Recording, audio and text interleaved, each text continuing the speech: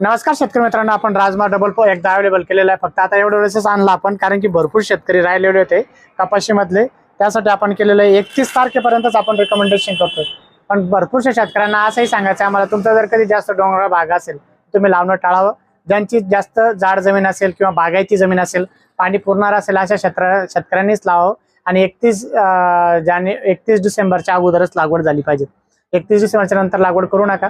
काही शेतकऱ्यांना मागच्या वर्षी 5 जानेवारी 10 जानेवारी पर्यंत केले होते, ते सक्सेस पण झाले. पण आपण तसं सांगत नाहीये. तुम्हाला लागवायचं झालं तर 31 डिसेंबरच्या आत तुम्ही लावले गेले पाहिजेत. आताच भरपूर शेतकऱ्यांचे आता कपाशीचे क्षेत्र खाली झालेले आणि त्यांना लागवड करायची होती. आम्ही आता बियाणं संपलं होतं, पण भरपूर शेतकऱ्यांना डिमांड केलं की आता एवढ्या वेळेस आणा. आणि 31 तारखेपर्यंत आपण पहिलेही सांगितलं होतं आणि आताही सांगतोय. शॉर्ट ड्युरेशनचं पीक म्हणून राजम्याकडे बघितलं तर आपण जर कधी बघितलं, आता ही व्हरायटी आपल्याकडे अवेलेबल झालेली आहे. ही जी व्हरायटी आहे ब्राझील वाघाच आपण दिलेले.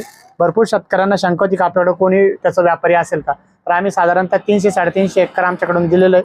आणि व्यापारी आपण इथे अवेलेबल करण्याच्या प्रयत्नात आहोत. एखादा व्यापारी आपण इथं अवेलेबल करणारच आहोत.